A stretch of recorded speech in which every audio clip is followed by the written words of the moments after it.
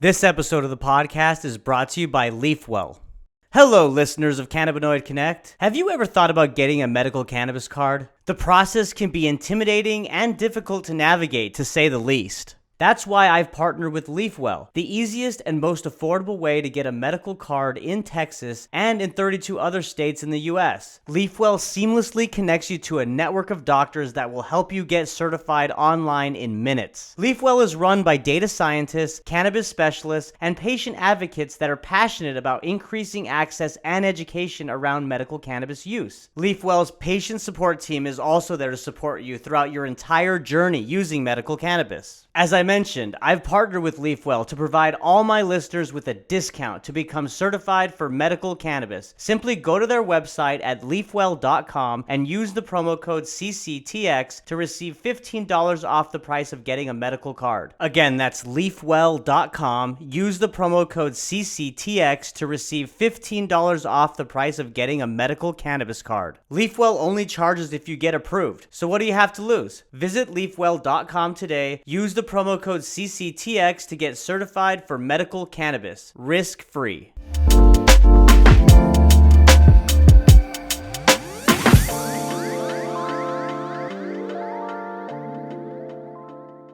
Hey, Beryl, what's going on? Hey, how are you? Thank you for having me. Of course, yes, you and your furry friend there. I Yeah, didn't catch the name, his name, her or her name is name. Huffle, as in Hufflepuff Jackowitz. That is her full Oh, name. So she is both an ode to cannabis and Harry Potter. So everyone is happy in my house. Yeah, and we may also. I said it's 7:30 on the East Coast, and my children are eating dinner, doing homework, watching TV. So you may get more guests as this. Other than a four-legged friend, we may get some two-legged friends. So we'll see. We'll see. that's all good. And you know what is good about it is it really is speaking to the theme, I think, of this episode. Of course, I want to learn more about Poplar, but first, I mean, and also your experience as a woman in cannabis, and it's particularly a mother in cannabis, right? Which I'd love to dive in to you with you more. But before we get into all that, we got to start, in setting the foundation and letting people know your background and what really got you interested. I know that from what I read and the research I did, that you personally added cannabis to your arsenal for health and wellness. Was it in 2017? Yep. That's exactly right. You did good research. There you go. See, I'm prepared. So tell us about it. Exactly. How did you stumble upon it, and what was your kind of first reaction? Yeah, so my professional background is retail and fashion. I work for big fashion companies. So that's sort of the backdrop of was and am a mother living in New York City, working, trying to create a career, trying to be a good mom, trying to be a good wife, trying to be a good friend, right? All the things. And so that's sort of the backdrop, I guess, in 2017. I approached one of my doctors and I said, I've been on Prozac for quite some time. I was on it through both of my pregnancies. It's one of the SSRIs that they say is, in quotes, safe. We never know, right? Because we don't Yeah, test things on pregnant my women. But my wife my wife and I were just told that. So we're expecting in March, and that kind of conversation was awesome. just going on. So it's relevant. Go ahead. Yeah. Exactly. So I actually and I think I think it's really important to recognize and take a step back about why people are on Prozac, or whatever the SSRI is. And it's hard to have, I think, generalized conversations. So for me, I lost a brother in a tragic accident, was ultimately diagnosed with PTSD, but was also a type A New York sort of get it all done kind of person. So probably I had tendencies that would have, maybe benefited from some Prozac, aside from, sort of terrible circumstances that happened in my family. So I was diagnosed with PTSD. I was prescribed Prozac. It worked. It took the edge off. I still felt like me. I had, full control, of my faculties and all of those things. And it really worked for me. And I do believe healthy mom, healthy baby, right? So a lot of it is sort of like, okay, well, if we don't think Prozac has a negative impact, on the fetus, and it helps a mom stay sane, then a sane mom is a good mom, you know, Right. because especially so much of what you're doing when you're sort of growing a baby is, and this is not from a doctor perspective, but so much of what you're doing is, right, creating this home. And if that home is filled with, you know, high heart rate and anxiety and stress, that's going to transfer to the baby, you know, and we don't even probably understand the full ways that it does. So, Right. you know, which is also, I mean, side note, how I feel about cannabis during pregnancy. I don't think it's a yay or nay. Hmm. I think it's a personal choice of what's the alternative. So if the alternative is I can't keep any food down and I'm, you know, throwing up all the time and cannabis is the only thing that enables me to eat, well, then yeah, you should use cannabis while you're pregnant. Right. But if you're talking about, I just like to get high, I don't know that, you know, that's, again, it's not my choice. I think I'm a big believer every woman should be able to make her own choice, a la last week. Hopefully that referendum will, you know, the people will continue to think that's important. But anyways, multiple side notes being that or tangents, but you know, that was the background. So I was on Prozac and I went into my doctor for my annual checkup and I was like, you know, I've kind of been on this Prozac for a long time, feeling good. Like, what are my options? Can I go off of it? And he literally looked at me and was like, we don't really recommend women like you go off their Prozac. Now, that's obviously a loaded statement in so many ways. So, like, my Was it first, because of the PTSD diagnosis? Is that why he's saying that? Or no, I think it was because you're a type A crazy woman living in New York trying to do all of these things. And, like, you should just stay on your SSRI. Like, don't, gotcha. like, and I mean, that was how I sort of read it. And, like, oh, like a little hysterical female asked, like, kind of like, oh, just like, bring it to me and I'll bring it to you. You know, I think that was how I read it. So I promptly left that doctor's office and never went back. Right. And I mean, I always have been a fan of natural solutions, sort of since before, like being green or being clean was like even a conversation. I'm not a big makeup person. I've always used natural deodorant. I've always used natural, you know, and I think a lot of that also happens when you become a mom. They're like, you know, you like wash the baby's clothes and dressed and all this like fragrance free stuff. And you sort of just get attuned to it. And you're kind of like, well, that makes sense. Why do I need all this, like all these additives, you know? Right. So that was sort of my, again, like the background, like, well, I don't add this to my food. I don't add this to put it on my skin. Like, why am I sort of like ingesting this thing that I don't understand or know if there is an alternative?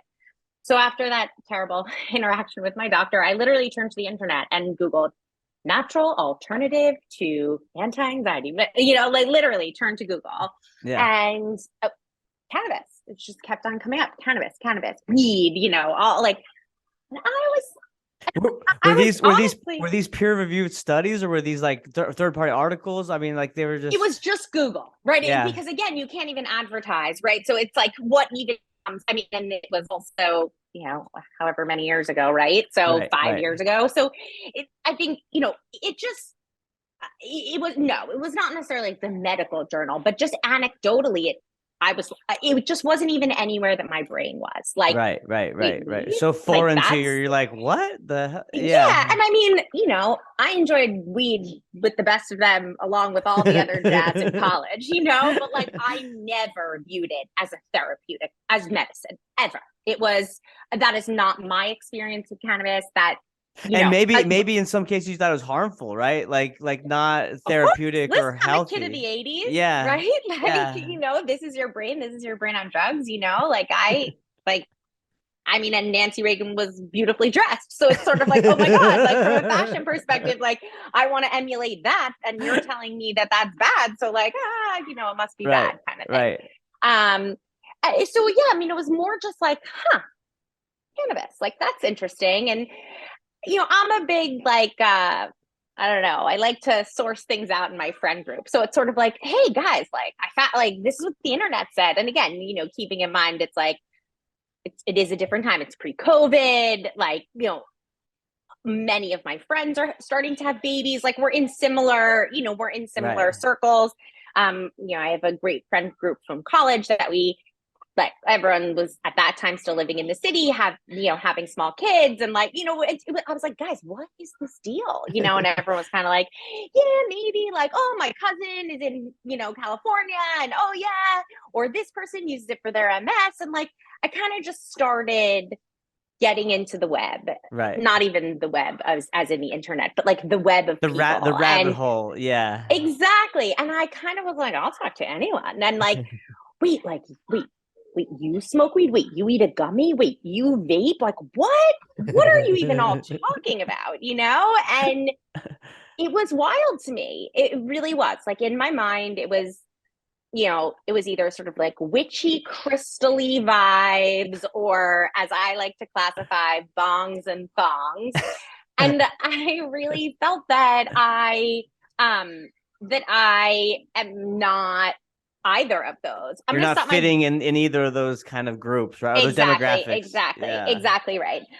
So here, I'm gonna move with you. I wasn't really fitting into any of those groups, and so I told you it was real life at 7:30 with everyone moving around. We're gonna get the tour for those watching the video. We get a tour of the house. This great. Is terrible. This is terrible. But well, I mean, this is what we're all doing. We're all juggling. We're all trying to make it work. Absolutely, that's right.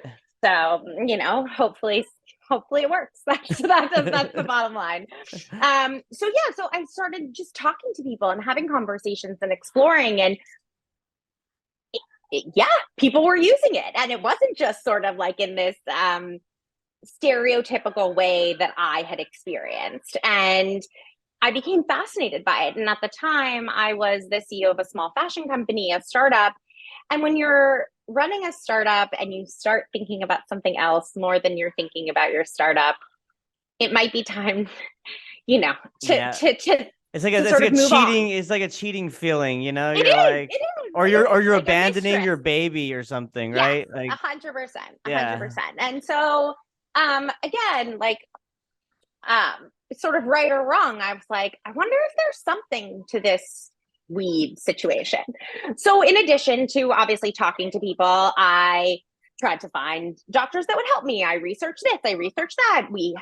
My husband and I, ended up in California for someone's wedding, and I was like, let's go to a dispensary. Like, I just wanted to like know it. I wanted to absorb it. I wanted to understand it.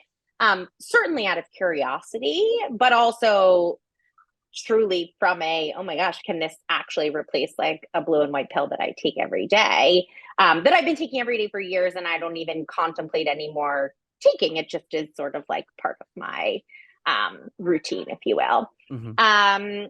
So I started experimenting in small ways, and got some good advice from some doctors who are sort of like created some guardrails for me, like, don't decrease your Prozac more than 5 milligrams, per month. Make sure you stabilize it before you do it the next 5 milligrams. And, just some sort of rules of thumb, because there's not even really a doctor that like teaches you what to do. At least that was my experience in, 2017, 2018. And that's so heavily prescribed, like to the masses, right? So that really is shocking and surprising that there's no recipe or instructions that's kind of provided by, these doctors to help you get off and wean off of it if you need to. I mean, that's exactly right. Or even to see if you're a candidate for it. Again, because I started off with that story of sort of like, I had this large shift that was like, oh my gosh, now I'm going to seek medication, right? Like versus, listen, if I had been, and I say this to people all the time, again, because people ask me about my experience, like, listen, if you are suicidal, if you have severe mental issues, you need to go down a different path than I was able to go down. And I think that it's important to say, again, it's just not this one size fits all, right, which I think is why it's not prescriptive.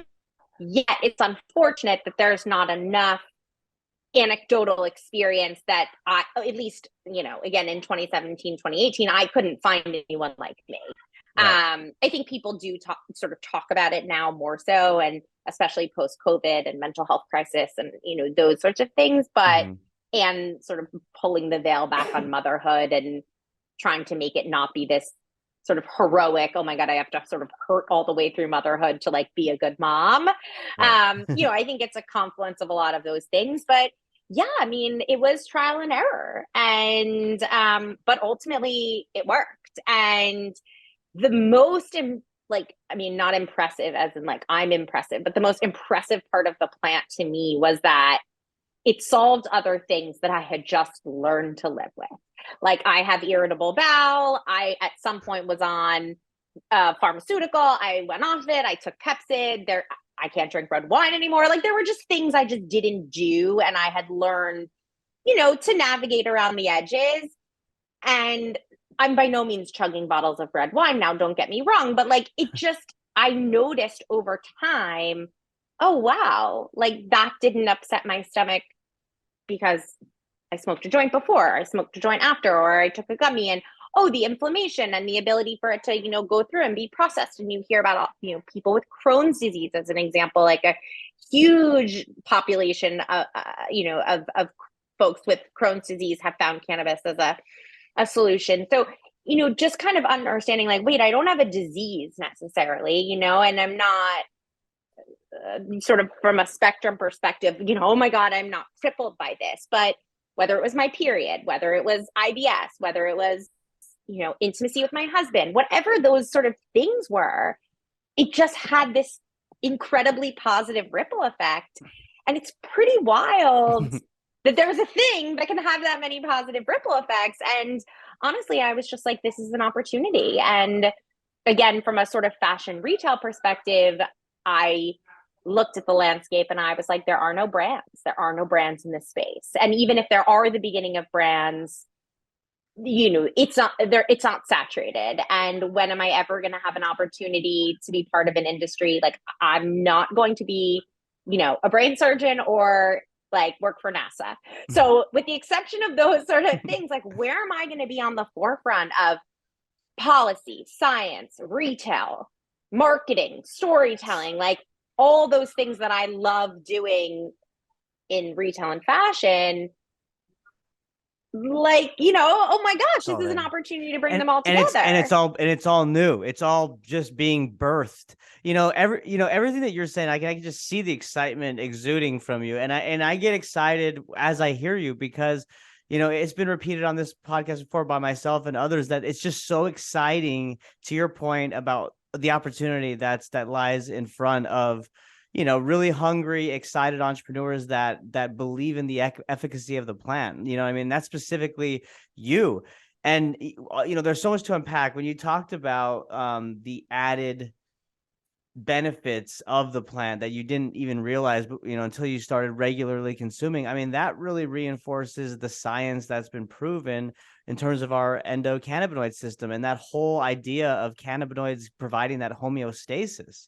I mean, yeah, it's amazing. And what else is fascinating to me is that with like cannabinoids, you can actually even do things that are opposite of what you think it'd do. Because so when you smoke, most people will get high and they'll have the munchies, like you said, it helps with appetite. But there's some cannabinoids that actually do the opposite, and I know, THCV, baby. I'm like that. Yeah, totally. It's wild, right? I tell my friends, I'm like, there's such a thing as skinny weed, ladies. Like, like I'm like all of the like, like urban myths, right? Like that you hear out there. I'm like, it's true. There's skinny weed, Right. Uh-oh, the puppy is totally chewing on something, and I don't know what it is. Apologies. No, go ahead, Tend. I'm gonna tee up my next question here. Okay, good.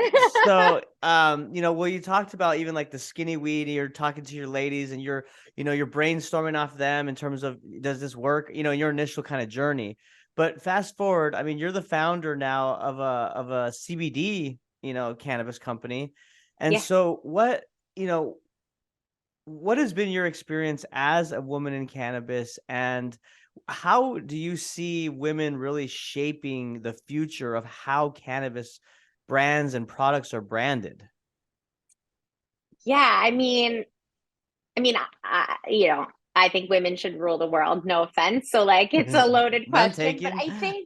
I think that at the end of the day, if the goal, which part of my goal is to normalize cannabis and to have it be akin to, your iron supplements and your calcium and your tequila, and right, like kind of Right. it's to supplement a lot of things.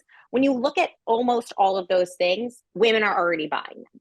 We're buying, we're buying the alcohol for the party. We're buying the supplements for our family. We're buying the healthy food. We're grocery shopping. We're buying skincare, right? Like we are buying that not just for us, but for those around us, whether it's our parents who are, aging, whether it's our siblings. And so I think, we are in this unique sort of spoken wheel like perspective to kind of influence all of it. And Right. that's, to me, if the ultimate goal is truly normalizing, then we are like, it will be normalized when we buy it. And it has to be like, no, you're so right. I've said that before also, in terms of like more women came out, because I mean, we know that 92% of the population supports either medical or recreational. And within that massive group, you got to assume that there are consumers of the plant, right? But there are a lot of people that are in the closet because of maybe their job, their families, the stigma that's still apparent, right?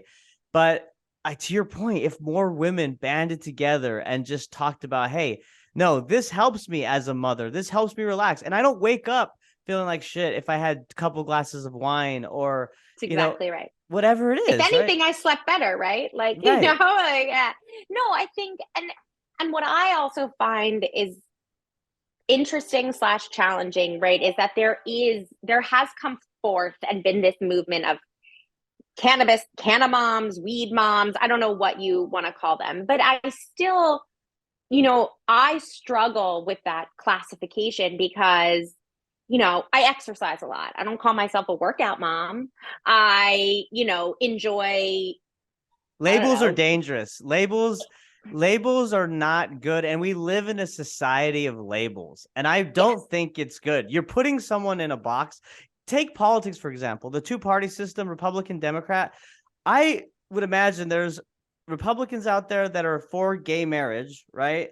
And there's Democrats out there that are maybe fiscally conservative in their financial, ways of life. So I agree with you. Sorry to cut you off on that tangent. No, I have an issue with labels, as you can tell. I like it. And I think especially for me, it's been challenging because what I've built for Poplar and where I want Poplar to go, meaning transitioning from just a CBD retailer to a full cannabis retailer, specifically in New York, there still isn't a lot, in my opinion, that speaks to the audience I want to go after. And I want to go after the audience who isn't in the cannabis echo chamber, who isn't, oh yeah, now I'm past, I don't know, whatever. Oh, it's all about resin and dabs now. Like my customer doesn't like, they're like, it's about what? Like, it's about who, like they're like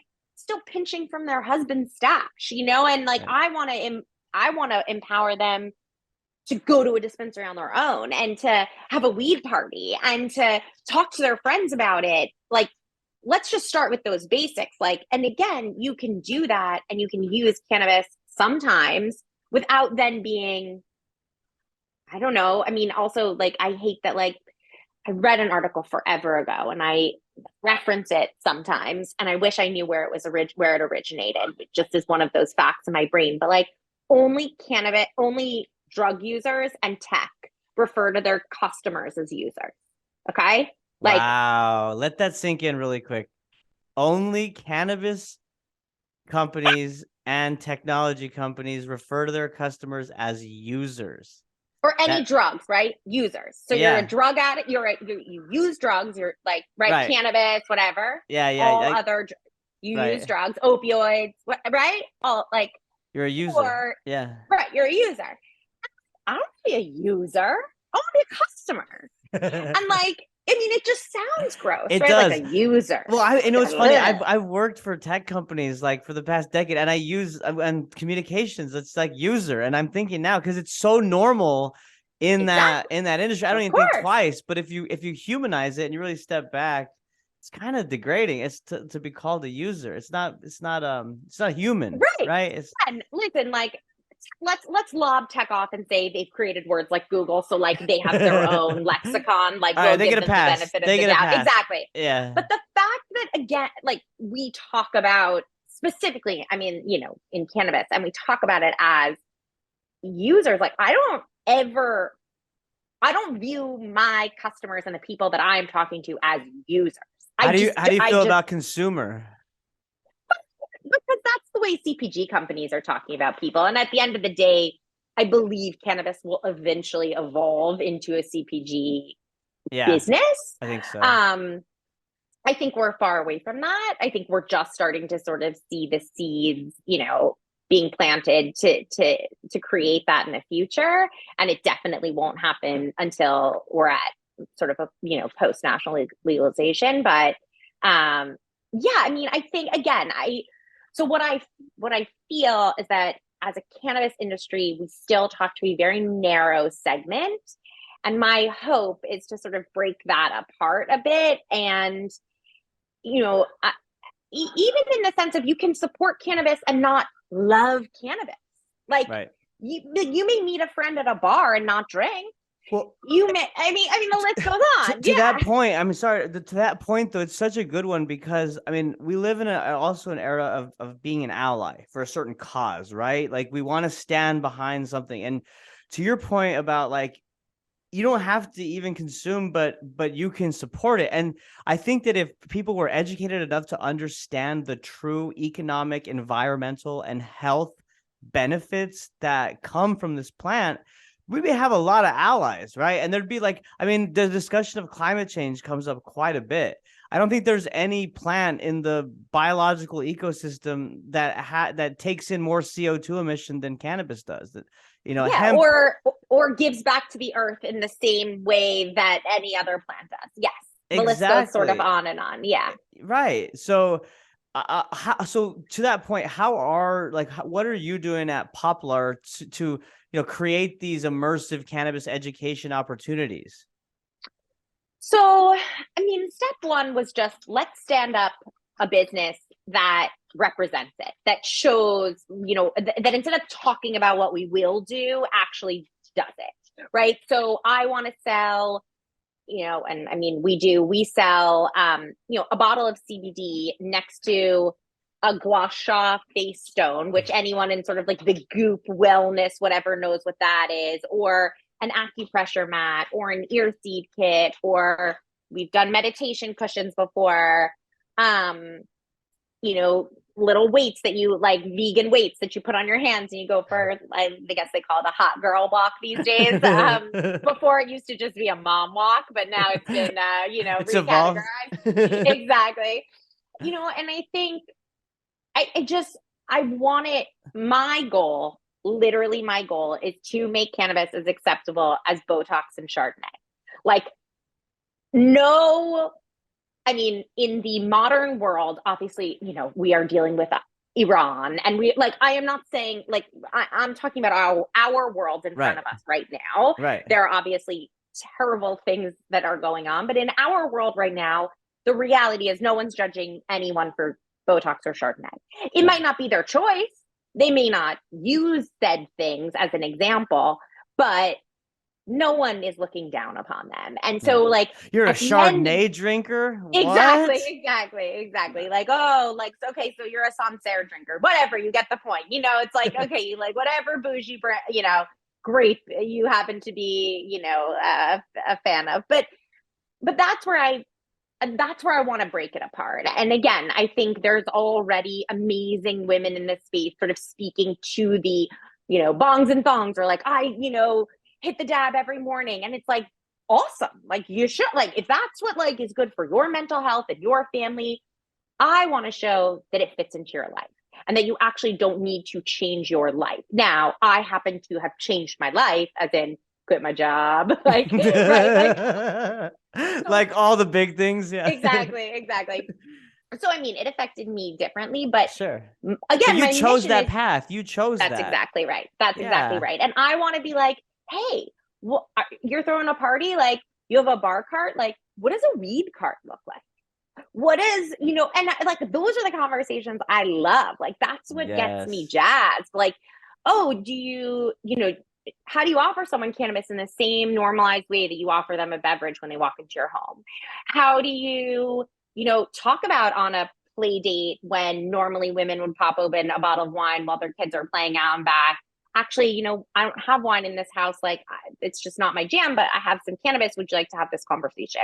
Oh, and included in cannabis, by the way, is CBD, which will not get you high. So we can have a whole conversation, hey, ladies at my house kind of thing about literally something that won't get you high, or, a sublingual tab that's only CBN, right? And it's like, it's not going to help you sleep, and all of those things. And I think you're right. But it's hard to get into those conversations to create all those advocates. Hey guys, chill out. You tell them, Mom. Yeah, right. They're like, yeah, whatever, Mom. Meanwhile, I'm actually thinking to myself, I hope they're dressed. Like, they may like add that. I hear them. I'm like, oh god, we're gonna have Batman underwear jumping from the ceiling or something. Totally. But yeah, but it is fascinating. I still face, not necessarily personally, stigmas, like as in, oh, I'm not going to be friends with you, Beryl, but I'm working to influence a policy change locally in Long Beach, New York, where I live, and to get Long Beach to opt in as an example. And I'm really putting myself out there as like, listen, I'm a mom, I'm a this, and like secondarily a business owner, right? So really talking about it from that perspective. And I think I still live in this bubble where I think, to your point, like, well, let's just talk about it and you'll start to understand that this is the right perspective, and that whether you use it or not, yes, we should have a dispensary in our town. It will actually keep our children safer. But there are people that even once you sort of try to present them with the facts, don't feel that way. And I still get kind of, I don't know, surprised by that. And in a good way, regrounded and refocused to be like, well, then we're not there. Like, right. We have not normalized this plant because specifically our town has more bars than restaurants, right? And more like, right. And smoke shops that are illegally selling cannabis, vape shops, right? Like, but yet we're afraid, or the powers that be, or the politicians, or the moms, or the whoever are still afraid of what it will do. It's a weird one, isn't it? Because what you just said is Texas right now, where I'm located, right? And so you've got these conservative officials that for years have fought this plant completely, like, to keep it out, right?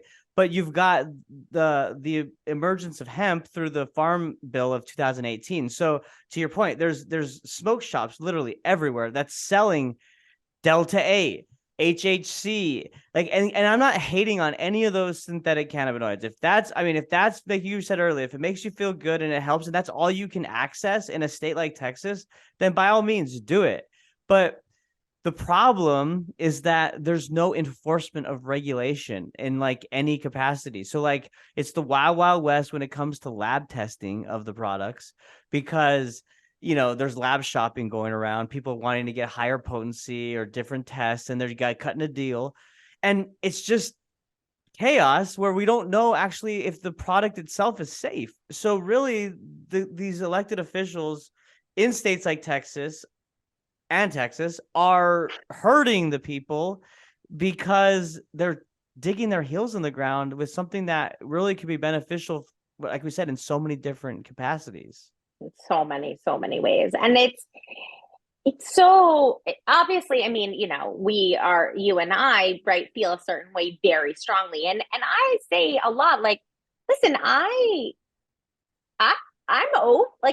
an open human being. Like, I want to hear and I want to understand, but you also have to quote me facts that are correct, that are backed up, because I can give you 4 research studies that show what I'm talking about, and you're just talking about fear. Right. And like, why is that still an argument? Like, how are we legitimately in a place? And I guess, again, back to the election last week, like, it's like we're in a place, a country that we're so far ahead, yet so stuck in conversation, so far behind. And the reconciliation of that is like, I don't know, sandpaper. It's not working. And it's the how part. there's so like one side or the other will come out with an idea or push for legislation or like cannabis, right? Like let's legalize.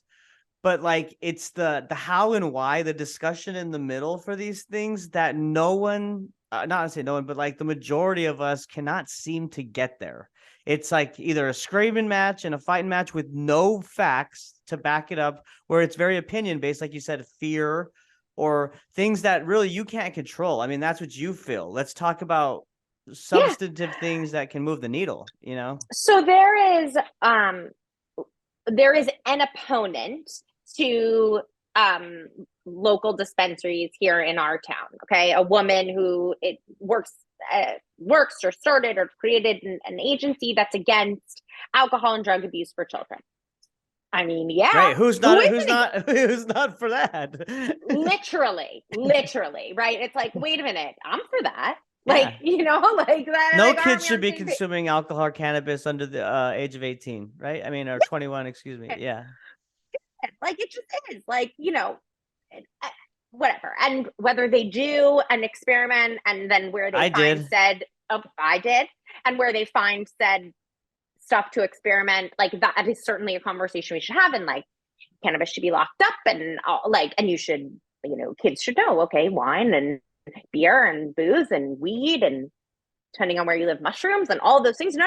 These are parents and they're lock and key, and like, you know, that's that. So there's that. So the opponent to local dispensaries, actually, I heard that she showed up to a PTA meeting a couple of weeks ago and quoted that 42 overdoses have been legal overdoses have been attributed to cannabis in one of our state hospitals. Now I heard it secondhand because I'm now like the other, like the weed mom in town, right? So like I hear all the stories. Right. So someone's like, can you believe? No. I'm like, wait a minute, did that really happen? And someone's like, yeah, I would talk to this person. This person was in the meeting, So first I reached out to the PTA and I said, I understand that at a meeting, someone said the following, like, if you're going to have that part of the conversation, you have to have the other part of the conversation. Right. So number Right. one, now I'm walking into like PTA board meetings trying to be like, you're having that, you got to have the other side of the coin. But even more so to the point, I reached out to the woman and I said, listen, first of all, I think we stand united. I do not want, underage children consuming alcohol or drugs. Right. And as a matter of fact, like, I think we should work together and be allies on this because, here are the following studies that demonstrate that local dispensaries actually keep our kids safer. But I have heard that you've quoted the following stats, and I would love to have a dialogue, just the two of us, or, Sure. in whatever format you want, a conversation about how we could get there together. How did she I didn't receive even it? get a response. No. Like, nothing. So this was a verbal, this was a physical interaction. Oh, this was email. Email. It was God. after here. We've had an interaction before, like a hello, like meeting each other as like, you're the face of wanting cannabis, you're the face of not. And I've heard her speak twice. It's So and like sad. and so to your point of like, can't we have a conversation? Like, are we really at a place like, again, and I'm talking local politics. I'm not even politics because I have no political aspirations. I'm just talking Right. like human interaction. Like, I'm not trying to be like, listen, Joe Biden, like, why? Right. Like again, You're not pushing any narrative. You're saying, hey, I'm working on something here. You're in the same realm of it, whether you're opposing or not. Even if after that, even if you didn't move forward with a relationship after that first dialogue, at least have the dialogue. At least hear the other person out to formulate your own opinion if you don't even want to do it anymore, right? Instead of just like throwing out bullshit facts and just being, that's just where we've come to though. It's really sad. It's not good.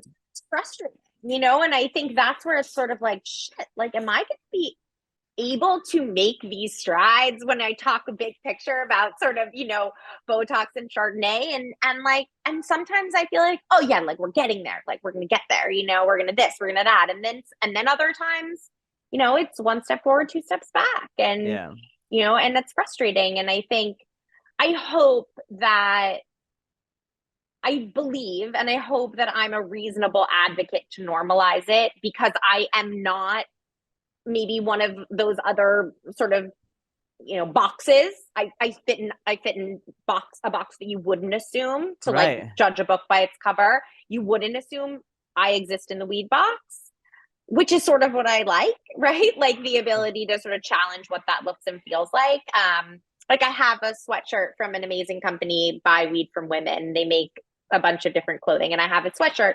It's literally black on the front and on the back in huge white block letters. It says Buy Weed from Women. That's Okay, awesome. literally, that's what it says. And people double take when you walk down the street. They're like, All wait, the time. what? But almost always I get a hey, or like a that's good, like a friendly, but I'm sure, some people are like, what the hell? Right. That woman, that mom, I go to pick up in my sweatshirt. I don't put it on to go to pick up, but like if that's what I was wearing that day, Right. like It was on. Yeah. right, and so I hope that I hold positive power to sort of be like, wait, like, wait, she's saying that that's a thing? And like, hopefully because I don't fit into the stereotypical bucket, I can do my part in moving the conversation forward. And because I am a mom and because all of those things, that's why I very much consider myself an advocate and an entrepreneur, because certainly, I want to open dispensaries in New York and to build the Poplar brand that way. But in the meantime, we'll continue to normalize it every single way that we can, which is to say, yes, if it's in your life, yes, this sort of, $125 bottle of sleep CBD tincture and this $29 bottle of, daytime pure CBD isolate all serves its purpose, all fits in your life, all has a place for being, all the things, and or at least makes people stop and think like, oh, that doesn't look like a weed product. Like there's no weed leaf on that. Or, Right. oh, like, like I wear, you can't see, have my earphone in, but like I have a little diamond stud here that's like a pot leaf, like it's like super tiny. You wouldn't know it, Subtle. but Yeah. right. And it's just sort of like, hopefully those things break it down. So some days I feel like we're like crushing it, and then other days I'm like, oh my god, what what is happening? Well, but that's the entrepreneurial. that's entrepreneurship. Exactly. Yeah. I mean, Yeah. but what you are doing is moving the needle, and I want you to know that, Beryl, and to come Thanks. out and to really to be in a position you're at, no fault of your own. I mean, it's your life. You went to an Ivy League school. You're now a mother. I mean, you were in retail before. It helps. We need everyone at this point to All be sorts, loud, right? to be Yeah. loud and proud. I mean, Yeah. because that's what's going to start normalizing, and that's what's going to start really moving the needle. So I Yeah. really appreciate your time. I know that you're busy, so get back There to you the go. kiddos. But before you go, Exactly. Beryl, where can people find y'all's website and social media if they want to learn more about Poplar? Yes. So our website is shop poplar.com. You can follow us on Instagram, which is at Poplar, or you can follow me personally on Instagram at Beryl Aliza, BeryLaliza. And I'm super grateful for this opportunity. I had a really good time. I hope I answered your questions. I don't know. I feel like I Of just chatted with a course. friend, but yeah, no, it was great. So thank you. It was so much fun. The pleasure was mine. We got to get you on real soon as things continue to evolve and as more women come to the fold and, and really start to drive this thing home. Cause I think we both agree that's who's going to be able to do it. The more the merrier, as far as I'm concerned. It's going to take everyone. So let's do it. That's right. Well, thank you so much again. And thank you all for listening. Thank Bye. you.